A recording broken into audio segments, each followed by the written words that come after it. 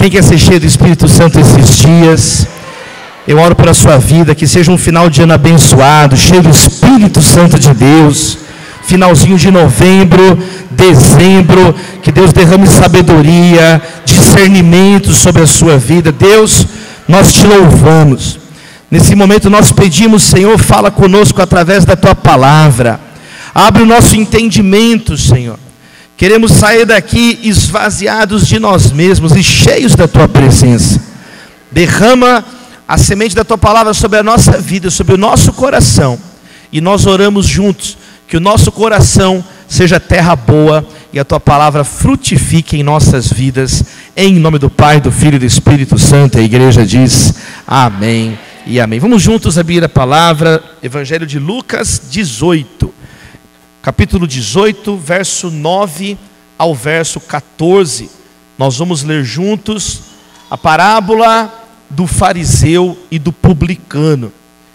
Deixar desde já duas palavras para vocês, enquanto você está abrindo aí a Bíblia. Número 1, obrigado pastor Bill, no nome do pastor Bill, toda a equipe, obrigado pelo carinho, não sei onde que não estou vendo o Bill, aqui tem algum lugar, pelo carinho. Bill, obrigado pelo carinho, é uma honra estar aqui com você, caminhar todo esse tempo aí junto, que Deus te abençoe sempre, meu irmão. Estou aqui com o pastor Dênio Lara. Quem ama o pastor Dênio? Está ali, o Dênio está ali, Felipe Vilela, amigos queridos, pastor Eric. Em primeiro lugar, queria deixar aqui a minha gratidão, meus amigos. Segundo lugar, no final, eu vou estar ali um tempinho, quem quiser. Eu trouxe 2 livros hoje. Um Dia Sem Reclamar, sobre a gratidão, e Um Dia Sem Odiar, sobre o perdão. Tem ali no final, quem quiser, as obras estão ali, posso assinar uma dedicatória, te dar um abraço, vai ser muito bom te rever. Todos se encontraram? Lucas 18, verso 9, diz assim: Jesus também contou esta parábola para alguns que confiavam em si mesmos, por se considerarem justos, e desprezavam os outros. 2 homens foram para o templo para orar. Um era fariseu e o outro era publicano.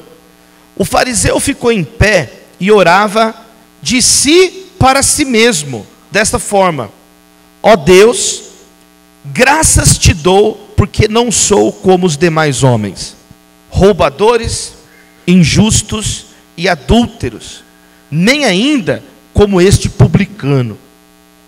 Jejuo 2 vezes por semana e dou o dízimo de tudo que ganho. O publicano, estando em pé, longe, nem mesmo ousava levantar os olhos para o céu, mas batia no peito, dizendo: ó Deus, tem pena de mim, que sou pecador. Digo a vocês que este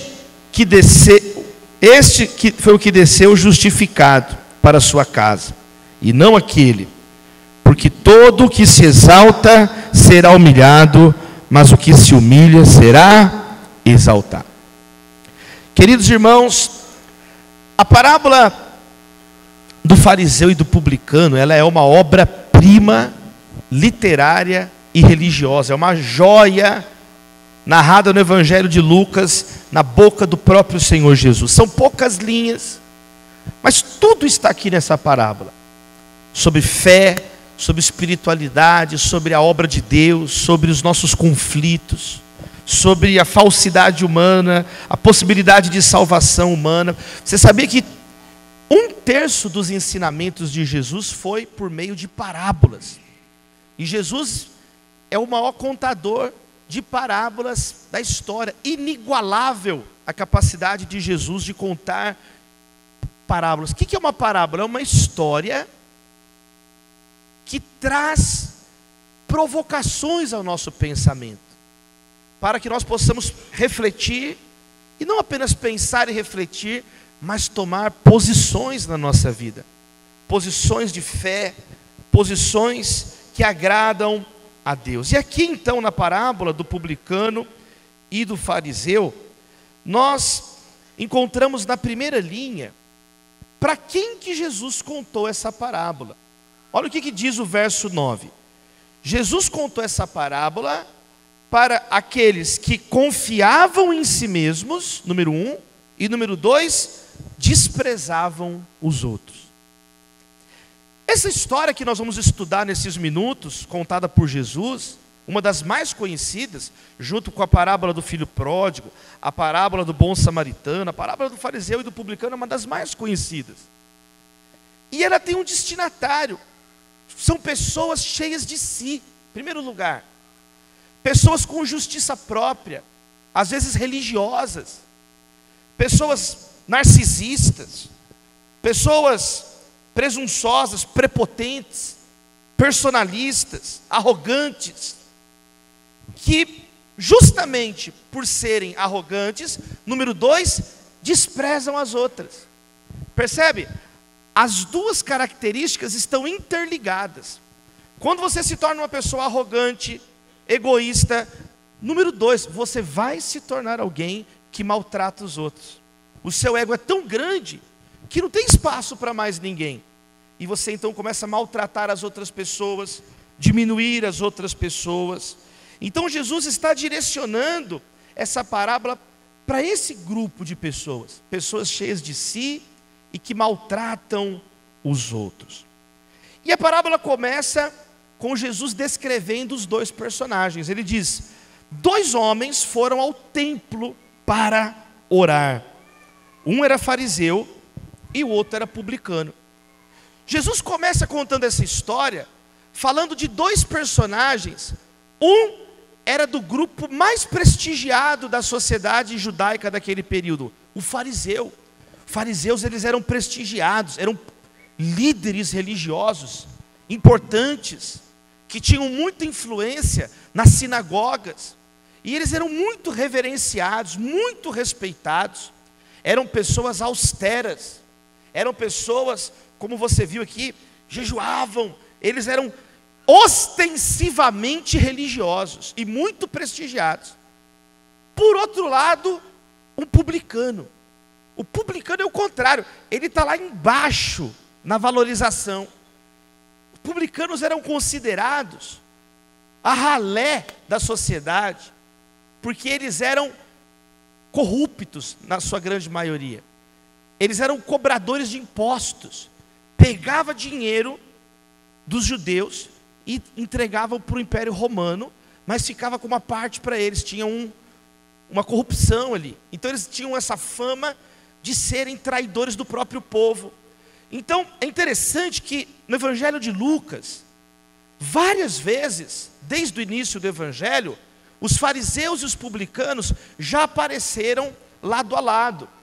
Por exemplo, lá no capítulo 5, o evangelista Lucas já tinha dito sobre esse contraste. Ele já aparece a primeira vez no verso 29, quando Jesus chamou Levi, que era um publicano, para ser um dos seus discípulos, Mateus, Levi.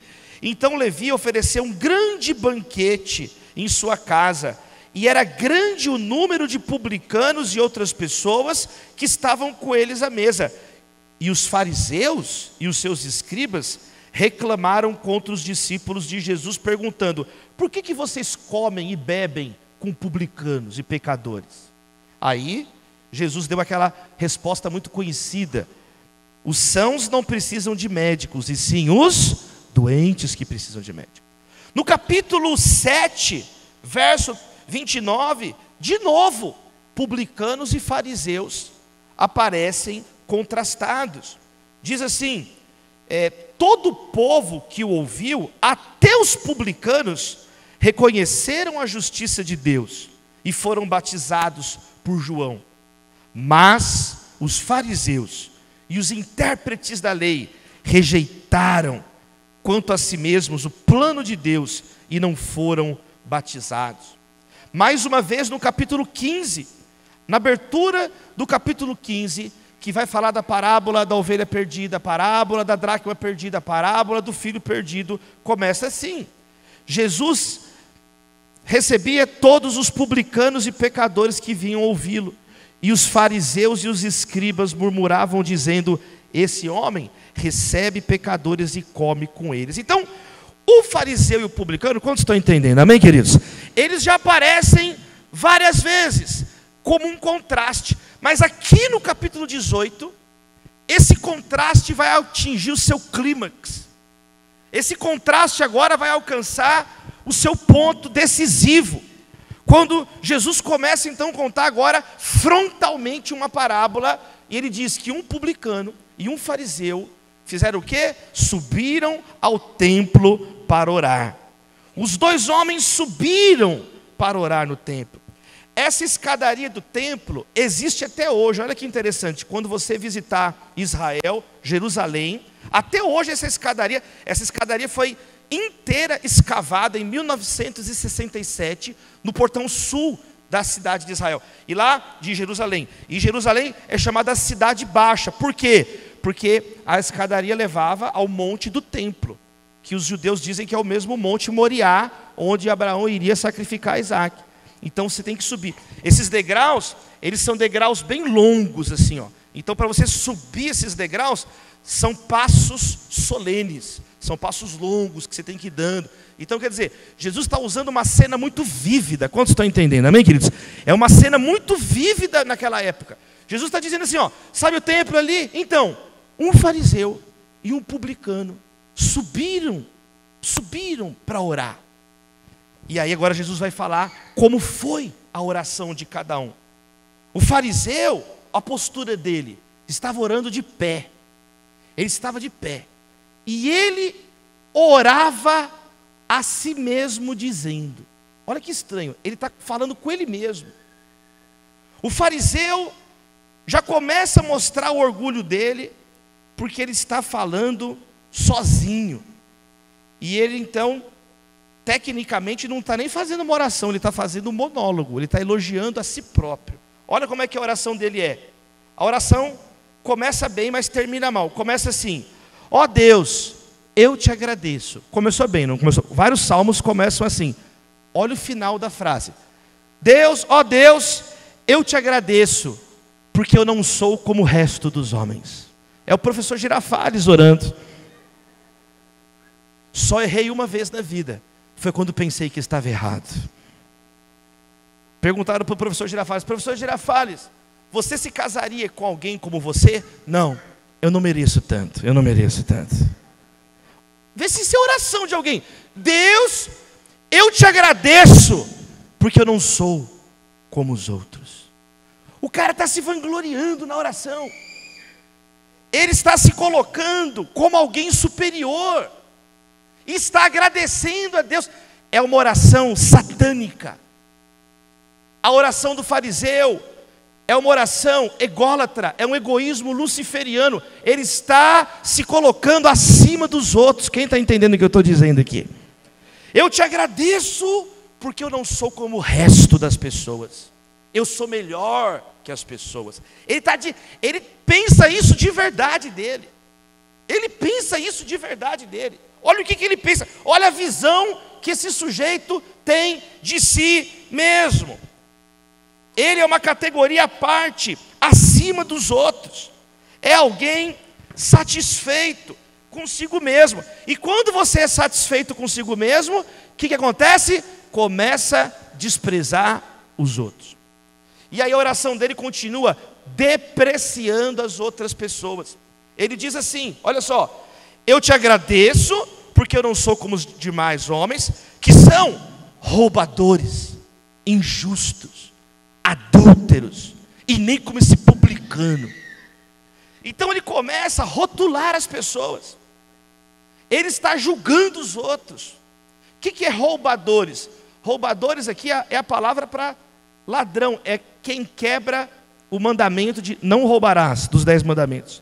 Ele diz, eu não sou um ladrão, eu não sou um roubador. Ele diz, segundo, eu não sou injusto. O que é injusto? É um termo genérico. Corrupto, injusto em geral. A Bíblia diz que todos pecaram, todos são corruptos. Mas ele diz, eu não sou injusto, eu não sou corrompido. Terceiro, ele diz, eu não sou adúltero. É quem quebra o mandamento, não adulterarás, que trai a aliança conjugal com a sua esposa. E ele diz, eu não sou adúltero. Presta atenção, cuidado com o orgulho. Se o orgulho não for contido na sua vida, meu amado irmão, ele termina devorando tudo, inclusive você mesmo. Não basta se vangloriar, tem que criticar os outros. E não basta criticar os outros genericamente, tem que criticar os presentes. E eu não sou, Deus, igual esse publicano aqui. Ele aponta para o publicano, ele se vira para o publicano e ele se permite humilhar o publicano na oração. Na oração. Não está dizendo que ele está escrevendo uma mensagem no Facebook, ele está orando assim. Então ele começa então a maltratar. Cuidado, meu amado irmão, quando você se permite humilhar o outro, quem quer que seja. Cuidado quando você permite esse tipo de pensamento no seu coração. Cuidado quando o seu preconceito religioso, preconceito de qualquer maneira, começa a aparecer na sua própria oração diante de Deus. A mente desse fariseu é superficial, ele não enxerga nenhum defeito nele, ele só enxerga defeito nos outros. Cuidado, porque Jesus está nos ensinando nessa parábola que todos nós podemos construir maneiras de menosprezar outras pessoas. Nós criamos estereótipos, nós criamos um modo de nos achar melhor, nós fazemos questão de nos achar melhor do que os outros. Teve uma professora da escola dominical que foi ensinar essa parábola para as crianças. Aí ensinou, o fariseu orou assim e tal. Aí na hora de orar com as crianças, vamos orar agora? A oração foi assim: obrigado, Deus, porque nós não somos esse fariseu. Está orando igual o fariseu.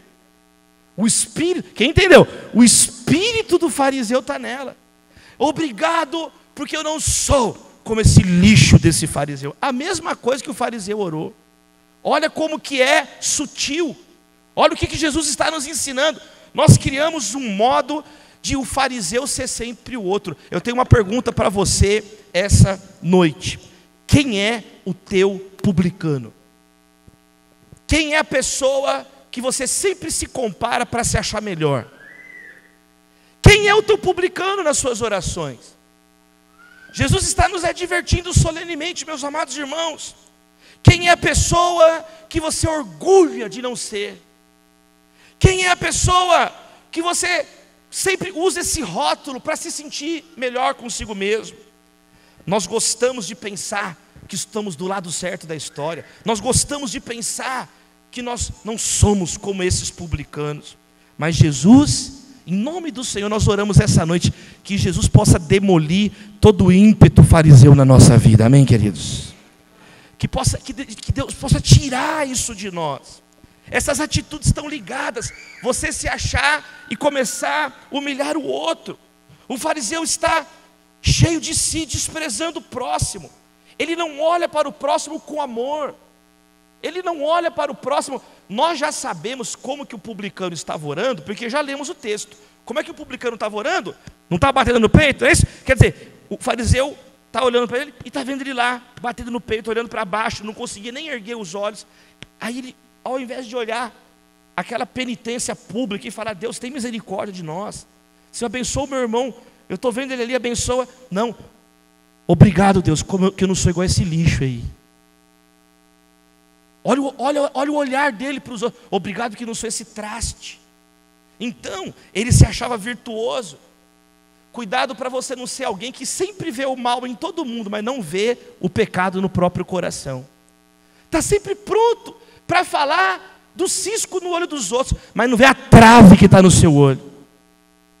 O gol, o campo de futebol, o estádio inteiro, a Copa do Mundo no olho. E você não enxerga. Então, cuidado, meus amados irmãos.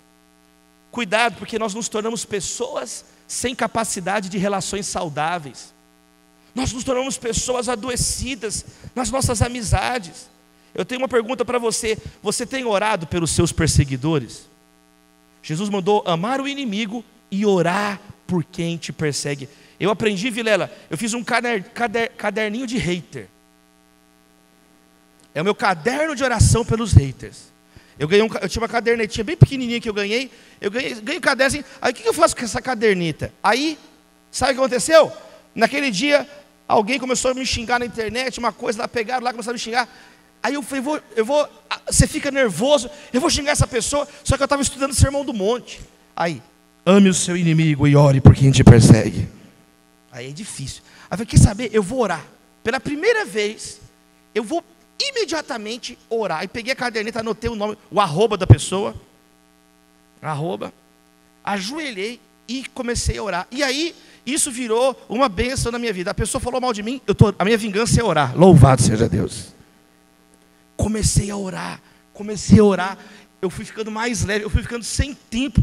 Quem está trabalhando para a glória de Deus não tem tempo para perturbar os outros. Eu não tenho tempo para perturbar os outros, eu não tenho tempo. E eu comecei a orar. Será que você tem orado pelas pessoas? Sabe por que tem pessoas que sentem que tem um teto chumbado quando vai orar? Porque uma das razões que a Bíblia explica que Deus não escuta oração é quando você tem sangue nas mãos. Profeta Isaías, capítulo 1, verso 15. Deus diz assim: quando vocês estenderem as mãos em oração, esconderei de vocês os meus olhos. Mesmo que multipliquem as suas orações, não escutarei, porque as suas mãos estão sujas de sangue. O que é mão suja de sangue? É a mão de um assassino. Só que nós aprendemos no Novo Testamento, meu amado irmão, 1 João 3,15, quem odeia seu irmão é assassino. Deus não escuta oração de pessoas com mãos sujas de sangue. Às vezes você não sente uma gota da presença de Deus. Às vezes você ora, você sente que não é nada a sua oração. Quem sabe, porque você precisa pedir perdão a Deus pela sua arrogância primeiro. Quem está entendendo? Amém, queridos? Quem sabe nessa noite, antes da gente ser cheio, a gente precisa se esvaziar do nosso orgulho. Quem sabe antes dessa conferência, de pedir para o Espírito Santo descer sobre a nossa vida, a gente tem que pegar e falar: Deus, eu quero deixar o meu pecado, eu quero renunciar ao pecado, eu quero renunciar à minha língua grande essa noite.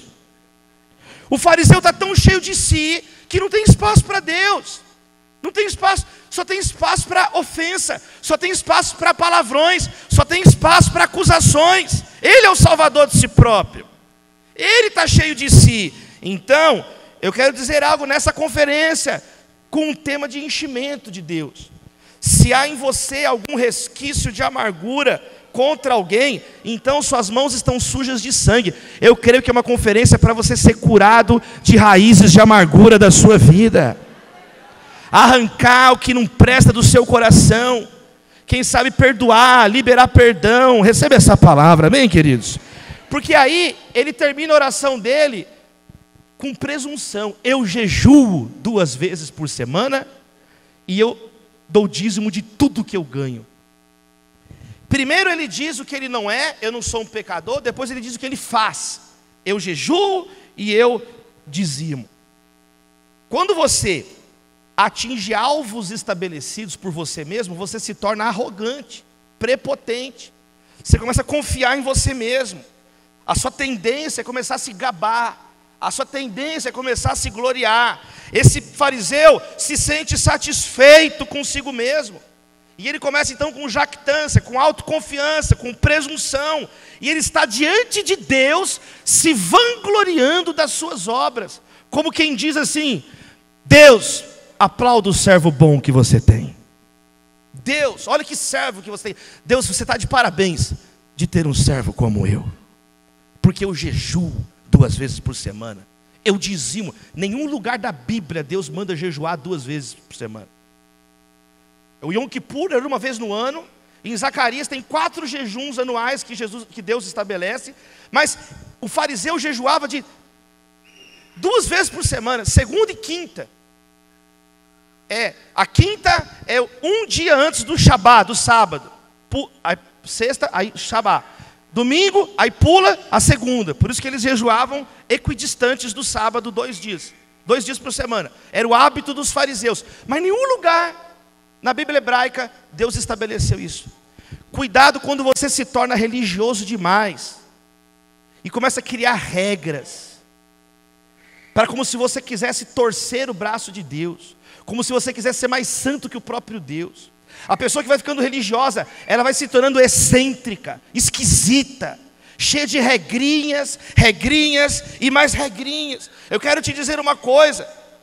1 Coríntios 13 nos ensina: ainda que você dê tudo o que você tem para os pobres, dizimar de tudo, e der a própria vida para ser queimado, sem amor, é um ato de idolatria, é um ato de autoafirmação.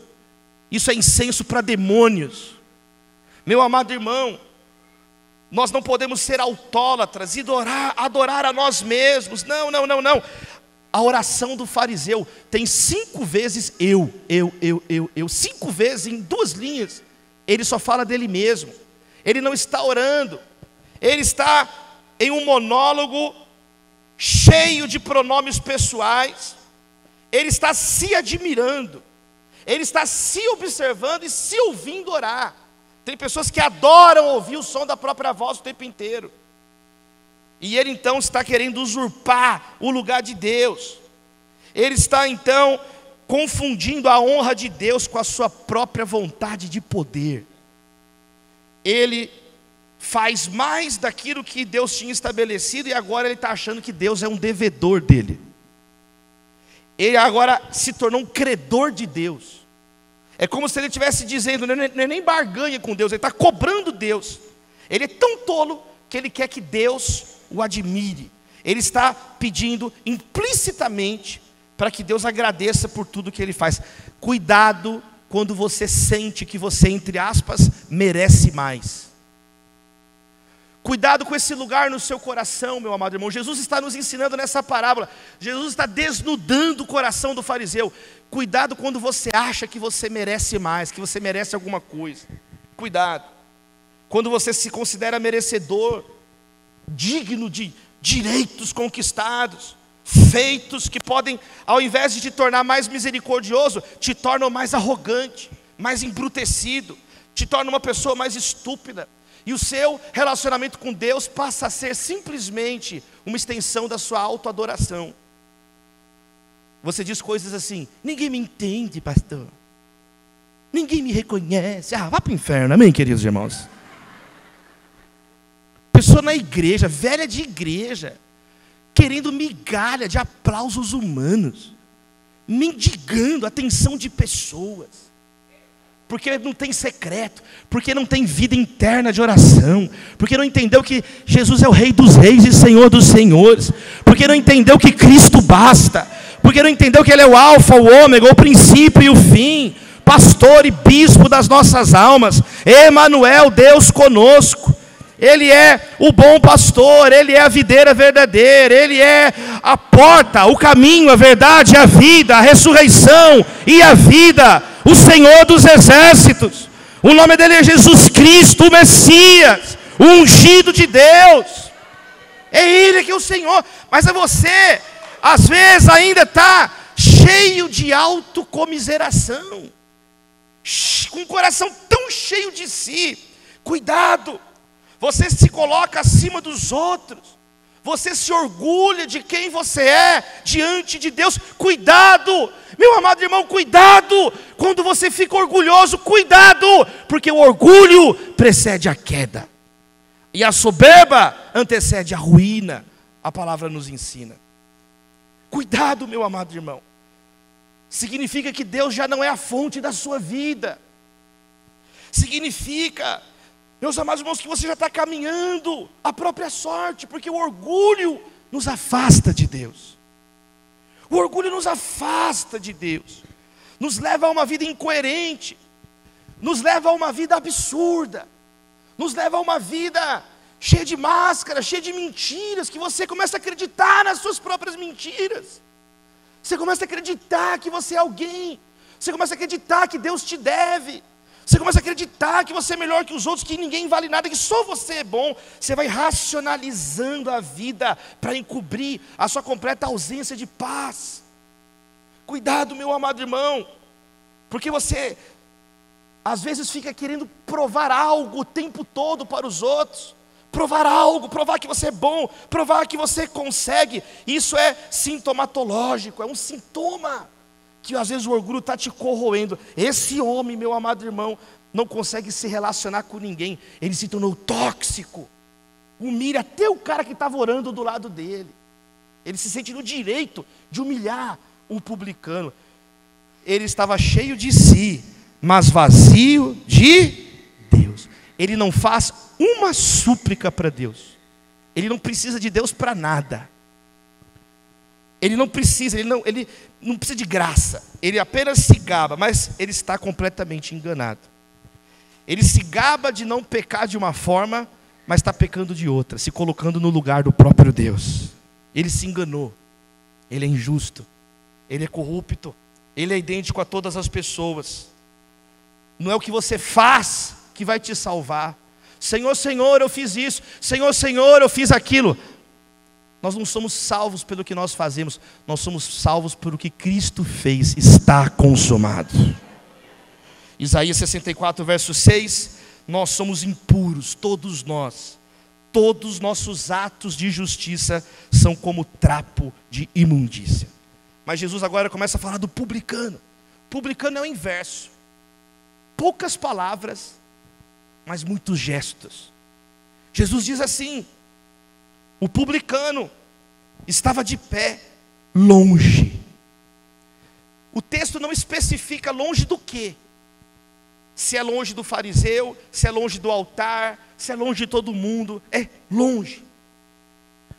Pode significar, claro, espacialmente, mas está mostrando muito mais uma consciência do publicano de estar longe de Deus. Quem está entendendo, amém, queridos? Os nossos pecados nos afastam de Deus.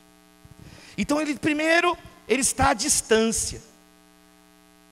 E ele, então, não ousava olhar para o céu, ele sente vergonha. Biblicamente, a vergonha é uma bênção, porque se você tem vergonha, é um sinal que o Espírito Santo ainda toca o teu coração, e você sente ainda uma repugnância, uma vergonha, você não tem coragem. Em Jeremias, o profeta disse que um dos estados finais de desgraça de uma pessoa é quando nem o rosto cora de vergonha mais pelos pecados, é a consciência cauterizada, peca e exulta no próprio pecado. Mas esse homem não. Esse homem, ele não ousa olhar para cima, para os céus. Ele está cabisbaixo, sentindo uma vergonha. Uma vez eu vi uma frase muito bonita. Essa frase diz assim: aquele que reconhece o seu pecado e vê sua própria miséria é melhor do que você ver anjos. Você conhecer a sua indignidade é uma experiência mais transformadora do que ver anjos. Porque você está entendendo a sua necessidade de Deus, amém, queridos? É o apóstolo Paulo dizendo: miserável homem que sou, miserável homem que sou. É isso que transforma lá, quando ele está dizendo em Romanos, sobre a doutrina cristã. Esse homem não olhava para o céu, e ele batia no peito e dizia. A construção dessa frase, no texto grego, indica que ele está repetindo a mesma oração. Ele está batendo no peito, e não é tendo dito, é e dizendo, dizia, está num contínuo. Dá a entender que ele está repetindo a mesma oração e batendo no peito. Apenas 2 vezes em toda a Bíblia, um homem bate com força no peito em sinal de penitência. As 2 vezes estão aqui no Evangelho de Lucas. A primeira, aqui na parábola do fariseu e do publicano. E a segunda vez, algumas páginas à frente, no capítulo 23, verso 48, diante da cruz. Quando os homens viram Jesus dar o brado final, eles começaram a bater no peito. Tão triste que foi aquele momento. E aqui o publicano então está batendo. É uma cena pública, é uma cena de penitência, é uma cena de ódio contra o próprio coração, de não estar feliz com o momento dele. Ele não é uma performance. Jesus diz que ele batia no seu próprio coração, em humilhação pública. E a oração dele, em grego, são apenas 5 palavras. Apenas 5 palavras. Ele orava assim: Deus, tem misericórdia de mim que sou pecador. A frase literalmente diz assim: Deus, sê propício a mim, pecador. Ele está direcionando a oração dele a Deus. Deus é o centro da oração dele. É uma oração muito curta. Escute isso. Às vezes você precisa aprender a orar com menos palavras e mais significado. Orar poucas palavras, mas palavras repletas de verdade. Palavras que expressam as fibras mais profundas da sua alma, do seu coração.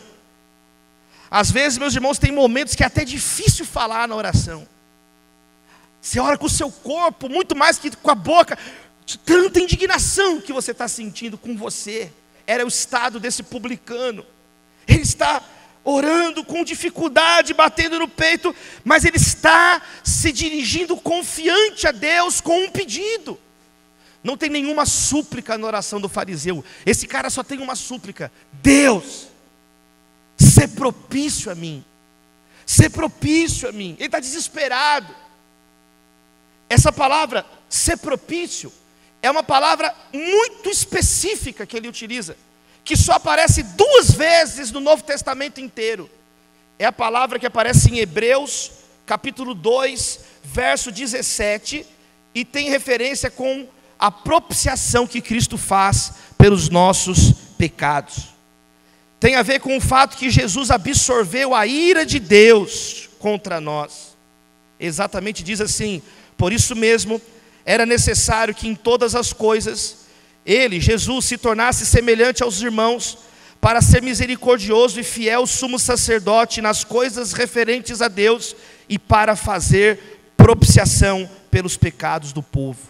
É essa palavra que o publicano utiliza na parábola do fariseu e do publicano. É a palavra ilaskomai.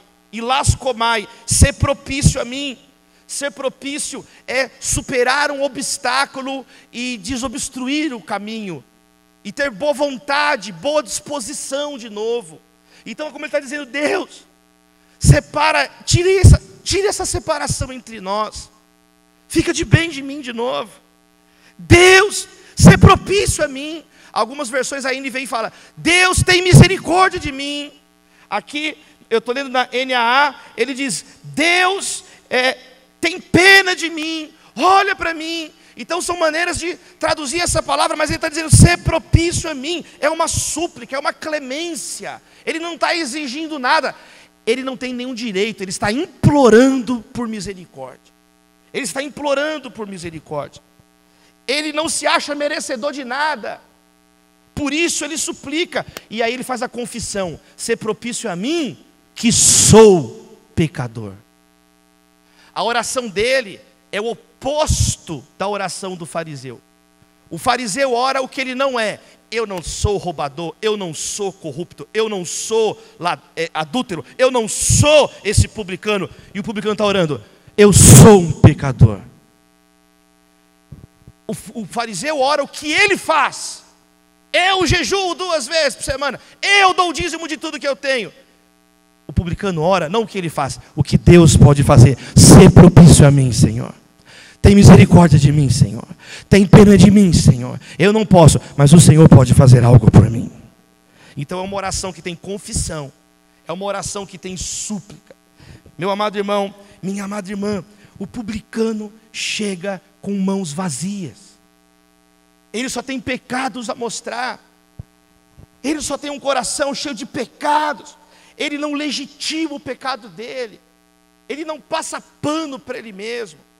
Ele não contrata uma assessoria de imprensa para livrar gestão de crise do nome dele, da imagem dele que está arranhada.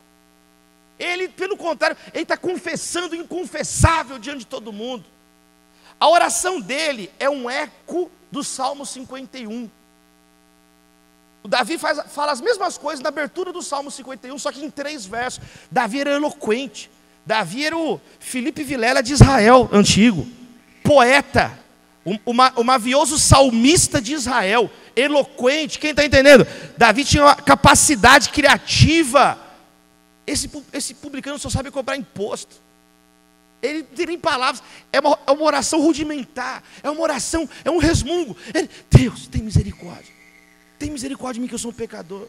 Ele não tem eloquência, mas ele está orando do fundo do coração dele. É uma oração pessoal, sucinta e pessoal, porque esse homem está dizendo: eu sou um pecador. Ele experimentou o inferno do pecado. Ele reconheceu o inferno que o pecado causa na vida dele. Não é fácil para ninguém suportar o peso de não ser nada. Ninguém quer ser zerificado. Ninguém quer ser uma identidade fraturada e quebrada. Por isso que a gente luta o tempo inteiro para manter o nome. A gente luta o tempo inteiro para ser reconhecido. A gente luta o tempo inteiro para agradar a Deus. Esse homem entendeu, ele não tem condições de seguir o padrão de Deus. ele desistiu dele mesmo, no sentido mais profundo. Ele falou, reconheceu, eu sou isso, Deus, eu sou um pecador, o meu coração é podre. Ele atravessou a destruição da sua autoimagem, ele atravessou um esmagamento de si mesmo. Mas quando isso acontece, Jesus está nos ensinando nessa parábola, nós somos libertos de nós mesmos. É um sinal que a graça de Deus está enchendo as nossas vidas. O esvaziamento de si e o quebrantamento é o prenúncio do enchimento do Espírito Santo. É o prenúncio de uma chuva de bênção, é o prenúncio de um inundar de Deus na sua vida. É o prenúncio de algo novo. Quando você começa a chorar, é o prenúncio de um avivamento. Charles Finney dizia até a sua morte, avivamento é a renovada convicção do pecado. O que é avivamento? Avivamento são pessoas convertendo. Avivamento, o cerne do avivamento é uma renovada convicção do pecado. Não tem avivamento sem quebrantamento. O avivamento é quando a gente entende que a gente está perdido sem Deus. É quando nós entendemos que tudo que nós temos é um coração cansado de pecar. Tudo que nós temos são mãos sujas de sangue. Tudo que nós temos são os pensamentos piores possíveis. São as motivações mais erradas. Tudo que nós temos é isso. Essa é a essência da humanidade caída. Essa é a condição humana depois do Éden. Essa é a nossa condição. E esse cara, o publicano, reconheceu isso. Ele está no templo e está dizendo, Senhor, tem misericórdia de mim. O que permite cada um de nós estar diante de Deus não são os nossos méritos, mas a graça e o perdão de Deus. De Deus vem a salvação. E agora Jesus vai dizer assim, meus amados irmãos, o veredito da história. Verso 14. Eu lhes digo. Toda vez que aparece essa fórmula, eu lhes digo, em Lucas, na sequência vem uma afirmação autoritativa, solene de Jesus. E Jesus, isso acontece várias vezes em Lucas, várias vezes. Então, eu lhes digo. Eu quero te dizer que Jesus conhece tanto o segredo dos corações dos homens, como os juízos insondáveis de Deus. Ele é o único mediador entre Deus e os homens. Cristo é o único intercessor entre Deus e os homens. Nenhum outro texto da Bíblia ensina que nenhuma outra pessoa pode nos salvar ou interceder. Ele é o único advogado e o único mediador entre Deus e os homens. E Hebreus nos diz que agora, Romanos também nos ensina que Ele agora está intercedendo diante do Pai por nós. E Jesus conhece o nosso coração, mas Jesus conhece o coração de Deus. Ele é o próprio Deus. E Ele vai dizer algo que nenhum líder religioso disse, nenhum filósofo de moral, nenhuma pessoa disse o que Ele vai dizer aqui agora. É o começo explícito da doutrina da justificação, que o apóstolo Paulo vai trabalhar e, inspirado pelo Espírito Santo de Deus, expor na carta aos Romanos. Olha o que Jesus vai dizer. Eu lhes digo que este desceu justificado para sua casa, e não aquele.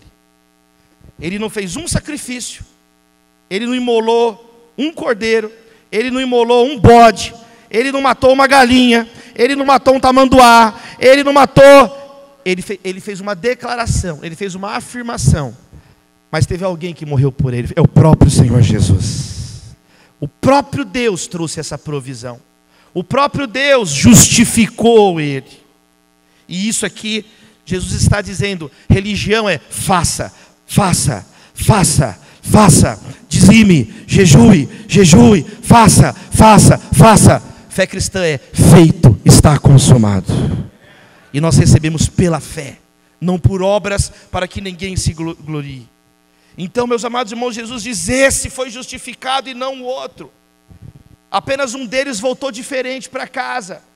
Apenas um deles desceu as escadas diferente, e foi o publicano. Justificado é mais do que ser perdoado, é ser declarado justo. Ele foi declarado justo, não por algo que ele fez, mas por essa postura, essa atitude, e nós entendemos pelo que Deus fez por ele. Jesus está declarando o coração de Deus, e disse que ele voltou justificado do templo para sua casa. Já o fariseu voltou para sua casa pior. Julgou os outros, não reconheceu os seus erros e saiu sem a graça, sem transformação, sem perdão, porque não tem como você ser perdoado se você sequer se arrependeu. Tem um eco da história de Caim e Abel. Os dois apresentaram uma oferta para Deus, mas Deus aceitou uma e não aceitou a oferta do outro. Aceitou a oferta do justo Abel, mas não aceitou a oferta de Caim, que era filho do maligno e matou seu próprio irmão. Meus amados irmãos, que os nossos monólogos possam ser transformados em orações. Que nosso falatório, cheio de si e vanglória, seja transformado em confissão e súplica, intercessão diante de Deus. Aquele homem, Jesus diz explicitamente, desceu para casa justificado diante de Deus. Essa é a premissa teológica nuclear da reforma protestante. A controvérsia que gerou toda a reforma protestante. O apóstolo Paulo vai explicar de Romanos 1 até o capítulo 3, verso 20, sobre a doutrina da justificação. Somente Cristo Jesus tem poder para nos justificar dos nossos pecados. Uma vez uma pessoa falou assim: a fé, vocês acreditam em religião? A fé e a religião são uma muleta para vocês sobreviverem. Eu falei, a fé não é uma muleta, porque a Bíblia não fala que a gente está manco, a Bíblia diz que nós estamos mortos no nosso pecado. A fé é o carro funerário, é o sepultamento. A fé é o velório, o sepultamento, mas também a ressurreição que nós temos em Cristo Jesus. Nós estamos mortos nos nossos pecados, mas se o Espírito Santo tocar no seu coração essa noite, você pode sair dessa conferência cheio da presença dEle, inundado da presença dEle. Sabe, meus amados irmãos, olhe para Cristo. Não é mera assimilação doutrinária. Jesus disse que ele saiu justificado, ele saiu transformado. A parábola conclui com uma frase das mais conhecidas de Jesus, que ele disse mais de uma vez, dada a sua importância: todo aquele que se exalta será humilhado, mas todo aquele que se humilha será exaltado. Essa é uma verdade que nós devemos aprender com toda atenção. Jesus já disse essa frase no capítulo 14, verso 11 de Lucas. Maria, no Magnificat, a mãe de Jesus, falou isso também na sua oração, capítulo 1, verso 52, 53. Ela diz assim: Deus realizou poderosos feitos com o seu braço, dispersou os que são soberbos no mais íntimo do seu coração e derrubou governantes dos seus tronos, mas exaltou os humildes. Jesus já lançou essa condenação sobre Cafarnaum no capítulo 10, verso 15. E você, Cafarnaum, será elevado ao céu? Não, você descerá ao inferno. Cidade impenitente, cidade que não se arrependeu. Meus amados irmãos, nós devemos aprender essa frase, compreendê-la, internalizá-la, para que ela se torne o lema da nossa existência, o sentido da nossa vida. Todo aquele que se exalta vai ser humilhado, mas aquele que se humilha será exaltado. O homem que subiu as escadas do templo se exaltando, desceu as escadas humilhado. Mas o outro, publicano, que subiu em penitência, subiu humilhado, desceu exaltado pela própria boca de Deus, pela própria boca do Cristo. Meus amados, nós somos convidados nesse texto a uma conversão. O diabo, escute isso, pode transformar na sua vida algo bom em mal. Não adulterar não é uma coisa boa, mas ele transformou isso em algo mal no fariseu. O fariseu se transformou em alguém orgulhoso. Não roubar é uma coisa boa, mas se transformou alvo do diabo na vida daquele fariseu, e o fariseu então se tornou cheio de si. Agora, Deus, Ele pode transformar o mal em bem, amém, queridos?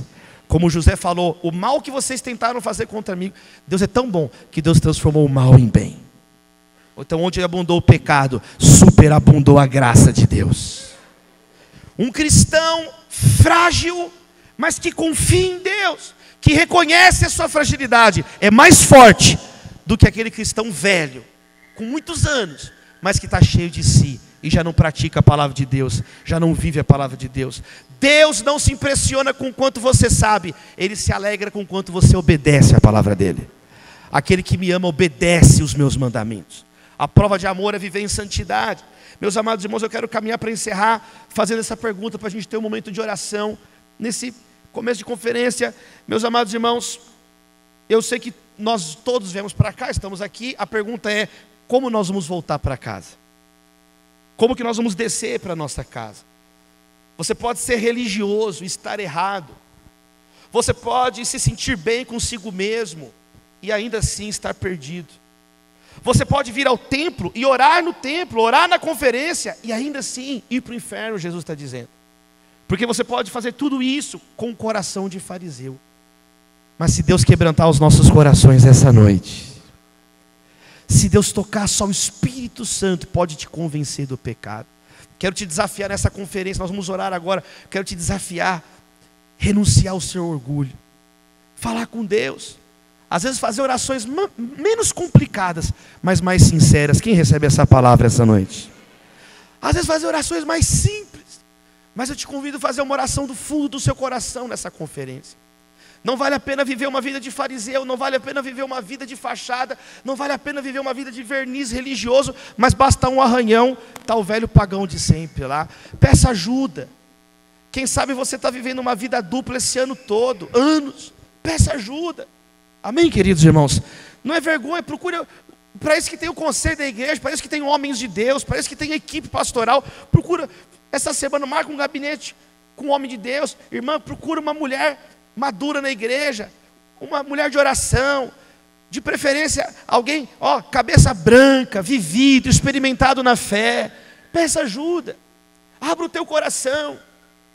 Mas que vergonha, pastor, para que eu vou fazer isso? Porque, meus irmãos, Jesus está ensinando que esse aqui é o caminho para você ser cheio da presença dEle, cheio da palavra dEle. Como que você vai ser cheio? Se você está cheio de orgulho, está cheio de si. Então, meus amados irmãos, essa parábola é um espelho diante de nós. Sabe o que é interessante? Nós somos os dois. Dentro de você tem um fariseu, dentro de você tem um publicano. A pergunta é, qual deles vai vencer em você? A vontade de manter uma aparência, a vontade de fazer orações bonitas, empoladas, mas descer sem transformação para casa? Ou quem sabe você vai até passar uma vergonha algum dia, de bater no peito, o que vão pensar? Mas é esse despojar de si mesmo, é esse humilhar a si mesmo, que Jesus pode exaltar a sua vida. É quando você diz, quando sou fraco é que sou forte, porque sai a sua petulância, sai a sua força e entra o poder de Deus na sua vida, entra a graça de Deus na sua vida. Jesus quer salvar os dois. Jesus salvou fariseus. Jesus salvou o fariseu Paulo. Paulo era um fariseu, cheio de si. Paulo era tão cheio de si, que ele se dava o luxo de perseguir, agredir, devastar, matar quem pensasse o contrário. Paulo era um fanático religioso, era um homem com mão suja de sangue, era um homem fanatizado, se achava o cara, um fariseu. Mas Jesus o encontrou, Jesus o alcançou. Saulo, Saulo, por que me persegue? Ele estava perseguindo a igreja, mas Cristo é o cabeça da igreja, amém, queridos? Porque você está, quem é o Senhor? Eu sou Jesus a quem você está perseguindo. E ele então teve as escamas das mentiras, saíram do olho dele, e ele foi transformado. Sabe qual que é a primeira evidência que Paulo foi transformado? Todo mundo com medo de Paulo. Aí fala assim, não vai, pode ir lá falar com ele, porque ele está orando. O que? Ele está orando? Aquele cara lá que ele está clamando, você vai encontrar ele orando. Aí vão encontrar Paulo. Jesus salvou fariseus e Jesus salvou publicanos. No capítulo seguinte, ele vai entrar na casa do chefe dos publicanos, Zaqueu. Ele vai entrar na casa do chefe dos publicanos. Ele vai entrar na casa de alguém que teve uma experiência tão profunda de conversão, Zaqueu, que ele vai dizer assim, o que eu roubei, eu quero devolver agora 4 vezes mais para as pessoas. Então Jesus quer salvar todos nós. Você recebe essa palavra, amém, queridos? Na cruz, Jesus salvou um dos crucificados ao lado dele, que vai dizer, lembra-te de mim quando entrar no teu paraíso. Não esquece de mim. A oração pode ser esse lugar do seu encontro com o Salvador. Você pode abrir suas mãos nesse momento para a gente fazer uma oração juntos? A oração é esse momento que você pode abrir o teu coração. Diga-me como tu oras e direi quem és. Que você possa abrir o seu coração nesses dias. Que você possa abrir o seu peito, abrir a sua mente para receber a palavra, para receber o Espírito Santo de Deus sobre a sua vida. Que esses dias sejam dias de bênção. Quem sabe tem oceanos de bênção represados sobre a sua vida por causa do teu orgulho. Quem sabe tem tanta coisa boa para acontecer na sua vida, mas você está tão cheio de si que você não tem tempo para ouvir a voz de Deus. Que nós possamos sair daqui sustentados pela ternura de Deus. Chega de justiça própria, que Cristo seja a nossa justiça. Que nós possamos obedecer ao Senhor. A maioria das pessoas não quer deixar Deus ter o controle completo de suas vidas. Mas o verdadeiro cristão, a verdadeira cristã, é aquela que é pobre em espírito e depende de Jesus o tempo todo. O publicano não tinha nenhuma esperança, exceto pela misericórdia de Deus. Nós aprendemos que Deus opera maravilhas nos humildes. Todo aquele que se exalta será humilhado, mas todo aquele que se humilha será exaltado. Você pode ficar de pé no seu lugar nesse momento? Você pode cantar comigo, ao único que é digno? Ao único que é digno de receber a honra e a glória, a força e o poder, ao eterno e imortal, invisível, mais real, a Ele ministramos. Uma vez mais, ao único que é digno de receber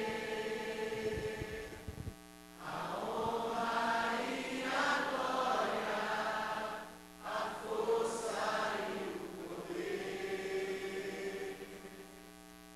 ao eterno e imortal, invisível, mais real, a Ele ministramos. Coroamos.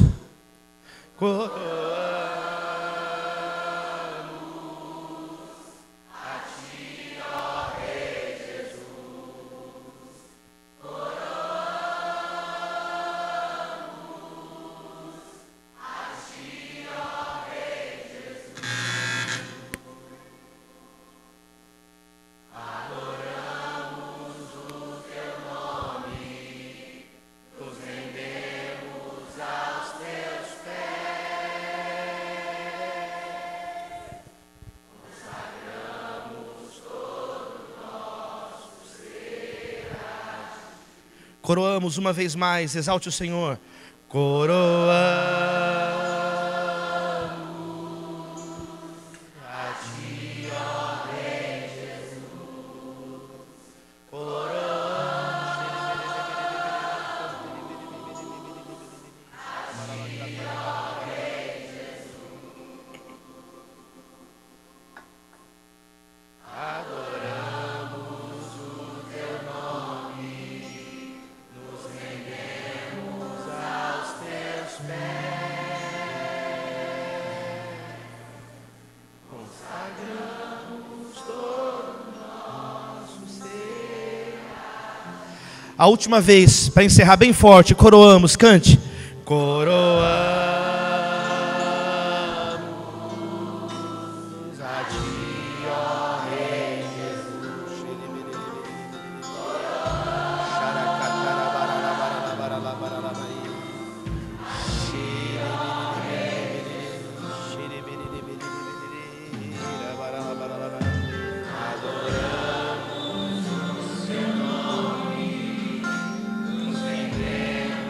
Aos Seus pés, consagramos todo Enquanto os instrumentos ministram, faça sua oração agora. Você e Deus. Seu momento com Deus. Um minutinho de oração, um minutinho de súplica.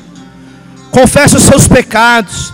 Tem pessoas vindo ao altar, fica à vontade se você quiser vir aqui, quiser ajoelhar no seu lugar, alguns minutinhos apenas. Você e Deus, comece a clamar, comece a dizer: Deus, tem misericórdia.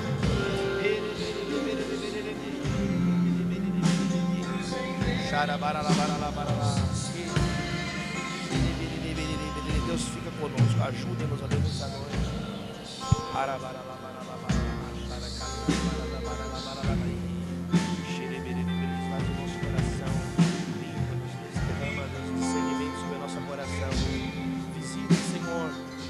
Casamentos, visita as famílias, ó Deus. Visita, Senhor, os jovens, visita os filhos. Visita, Senhor, cada um de nós. Nós precisamos tanto de Ti. Quebranta-se na nossa vida. Visita-nos com o Teu poder. Inunda-nos, ó Deus, com a Tua glória. Inunda-nos com a Tua glória. Inunda-nos com a Tua glória. Tem piedade de nós. Limpa-nos, ó Deus. Limpa-nos, ó Deus.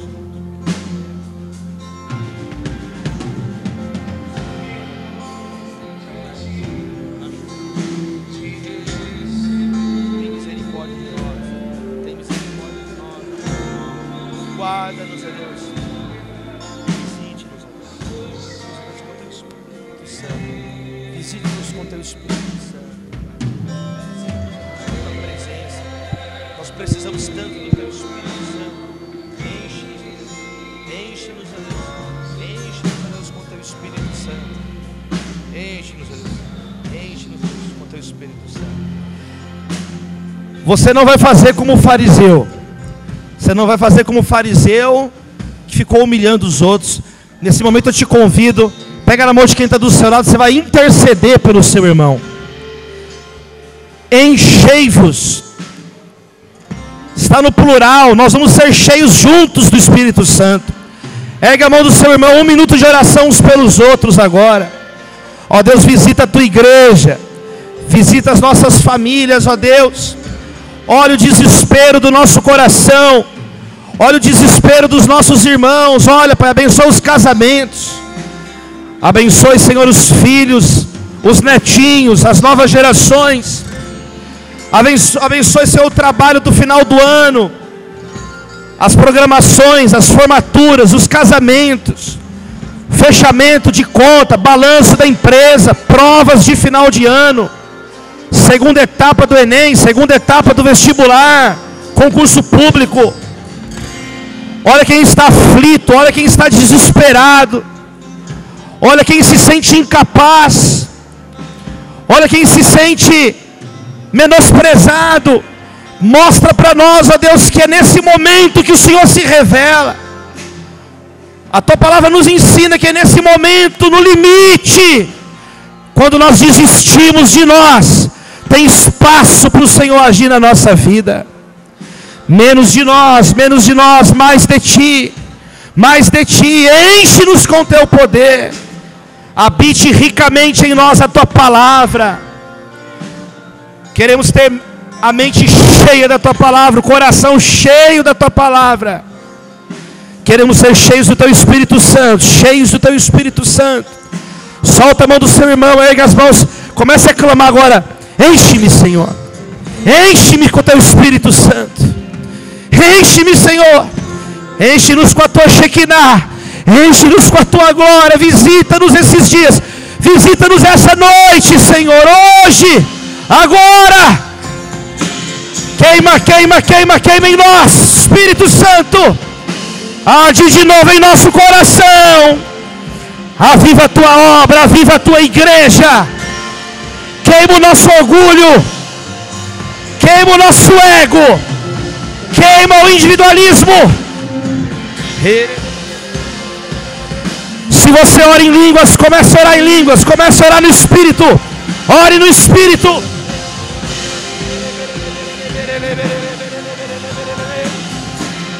Receba o Espírito Santo. Receba o Espírito Santo. Receba o Espírito Santo. Receba o Divino Espírito Santo. Receba o Espírito de Deus. Receba o Espírito, seja curado. Seja curada, minha irmã. Seja liberto. Seja liberto. Receba a brisa do Espírito. Receba o vento do Espírito. Impetuoso vento do Espírito Santo, receba.